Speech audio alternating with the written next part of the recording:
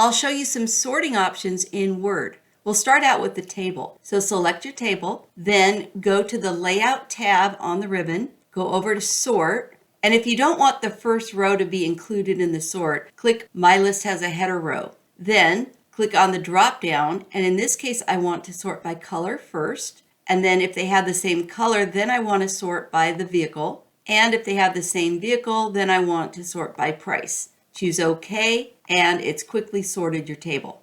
Now I'll select a list. On the Home tab, I'll go to the Sort command, and I don't want that first row included in the sort, so I'll make it a header row, and I want it to be sorted by the vehicle first, then by the price, and then by the color. Choose OK, and it sorts it.